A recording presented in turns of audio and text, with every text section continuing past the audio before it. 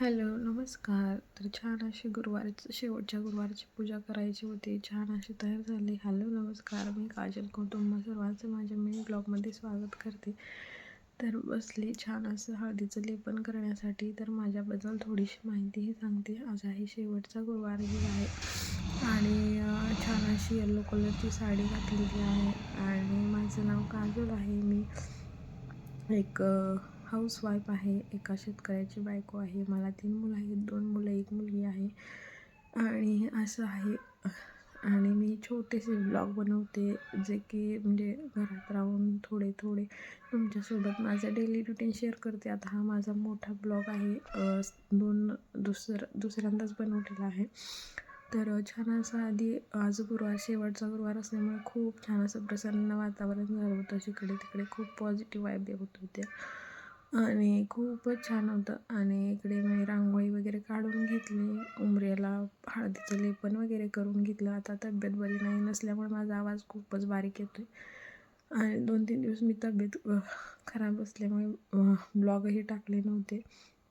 तर हा थोडासा मोठा आहे आणि थोडं मिनी ब्लॉगही मी टाकेनच. आणि इकडे बघू शकता तुम्ही दिवा वगैरे लावून घेतला, पाया वगैरे पडले आणि खूपच पॉझिटिव्ह झालं होतं सगळं वातावरण. त्यामुळे खूपच, आणि दिवस कसा गेला हे मला खरंच कळलं नाही. नंतर घरातली पूजा मांडायची राहिली होती देवीची, ती छान अशी मांडून घेतली. देवीचा वास सदैव तुमच्याही घरात राहू, आमच्याही घरात राहू. सुख, समृद्धी, आरोग्य, भरभराट, आनंद तुमच्याही घरात सदैव असू देत आणि आमच्याही घरात असू देत. कधी कोणाला कशाची कमतरता बसू नये आणि सगळ्यांचे विचार हे पॉझिटिव्ह चांगले व्हावेत, अशीच देवीकडे प्रार्थना करते. तर ह्या माझ्या देवीचं कसं रूप दिसतं हे तुम्ही बघू शकता.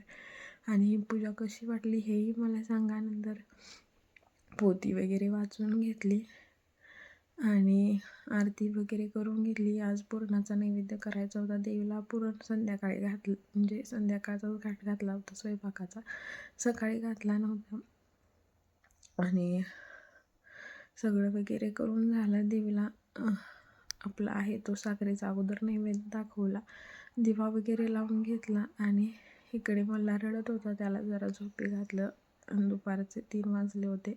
उठून नंतर बाहेर गुरांचं वगैरे बघितलं, त्यांना पाणी वगैरे पाजायचं होतं. इकडे बघा मल्हारची मस्ती चालू होती आणि ऊनही भरपूर पडले, त्यात थंडीही आहे. तर एवढी थंडी आहे ना आमच्या साईडला. तर तुमच्या इकडे कशी थंडी आहे मला नक्की कमेंट करून सांगा. तर इथल्या शेजारच्याच बाई आहेत, त्यांनी आम्हाला कामाला जातात तिथं पेरू तोडायला चालू होते. ते पेरू हाक मारली पेरू नेण्यासाठी आणि इकडे हळदी कुंकाला बाई आली होती, म्हणजे मावशी आल्या होत्या घरामागच्या शेजारच्या. आणि मल्हार कसा गप्पा मारत बसलो, त्यांना चहा ती दिला. आणि नंतर मीही दुसरीकडे आजी आल्या होत्या, त्यांच्यासोबत गेल्याने माझी कशी पिलं उड्या मारताय तुम्ही बघू शकता. आणि नंतर घरी यायला खूपच अंधार पडला. स्वयंपाक खूप राहिला होता, मग स्वयंपाक वगैरे करून घेतला. पाहुणेही आले होते, देवीलाही नैवेद्य वगैरे दाखवून घेतला.